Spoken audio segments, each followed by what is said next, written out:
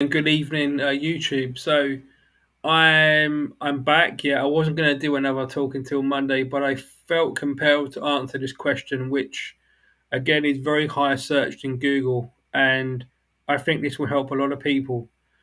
So no slides this evening, just me talking.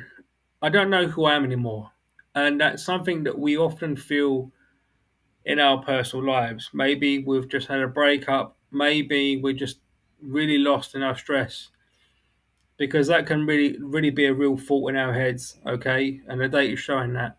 So how do we deal with it? How do you deal with that? First of all, you need to sit down in the chair, okay, and take stock of the situation.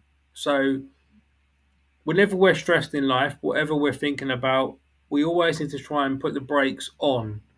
So that's about putting things into perspective, which counselors use all the time in their therapy.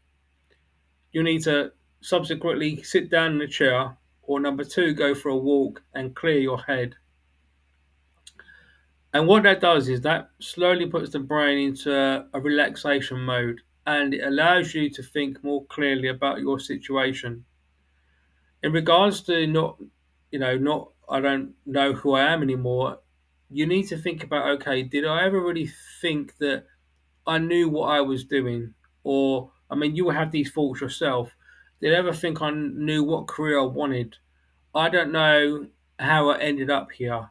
These are some of the common things that we may think about in times of not knowing who we are anymore. And what I've been trying to teach the people is that it comes back to one footstep or principle that I think is really going to help a lot of people with their mental fitness, as I prefer to call it, is that being thankful is such a powerful tool to use in terms of your mental fitness. Because if you wake up every single day and spend 10 minutes or 5 minutes even with your thoughts, which, like I keep saying, can be scary for most of us, that can be so powerful in our mental well-being journey. It's more fruitful to slow things down in our life so that we get to understand who we are.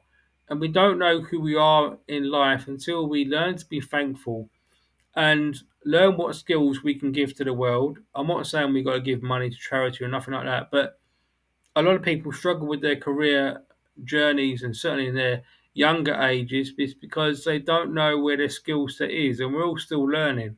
So to give value to others, which is really fruitful, and that's about elements of servant leadership, we need to understand what we're good at, and there might be skills that we feel like compelled to learn, and that's great. So if you're having a feeling of I don't know who I am anymore, then I would urge and encourage you to slow things down, go for a walk, look at your skills, look at where you are in life, write things down, okay? Get a sheet of paper, A4. It sounds simple, but healing through writing is such a powerful tool. And I've used it personally in my own journey where I suffered abuse as a child. And it worked really well for me. And I'm slowly going through writing my second book. The first book isn't published yet because I'm biding my time and waiting for the market to be right.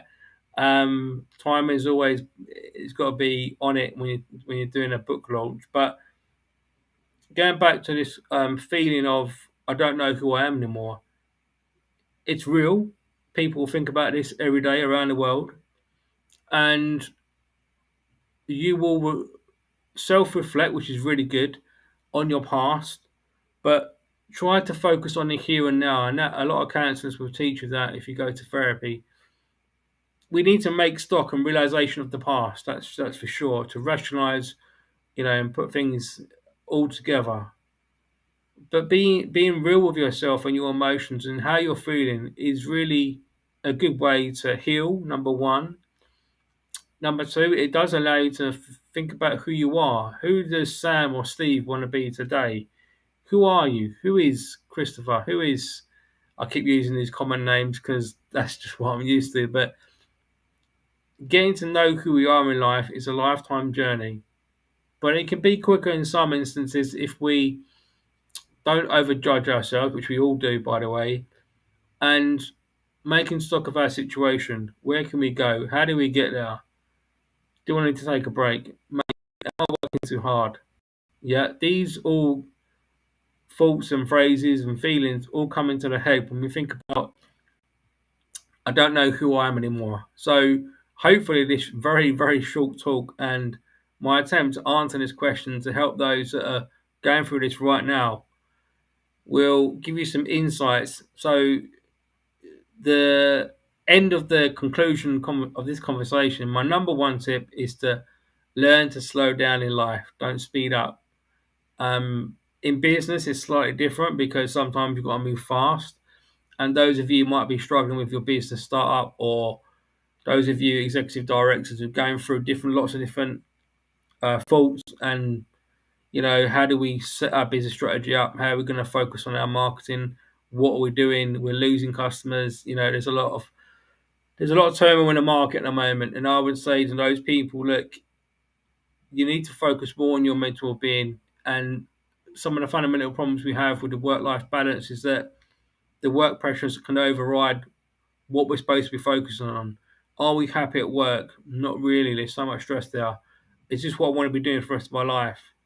Maybe I should step down as a director, or maybe I should sell the business. And I'm not really trying to persuade you, but you've got to be real with your thoughts. And I truly think that will help a lot of people in their mental well-being journey at the moment, because according to my data, a lot of people are searching this question on Google. Anyway, that's it from me. I won't be coming back here until Monday for sure. I'll take tomorrow off because it is my birthday tomorrow and I'm not doing anything special. But anyway, thank you so much, guys. Have a great weekend. Enjoy the sun. It's been sun is shining here still in Eastbourne, and I'll bid you a good evening. Take care. Bye for now.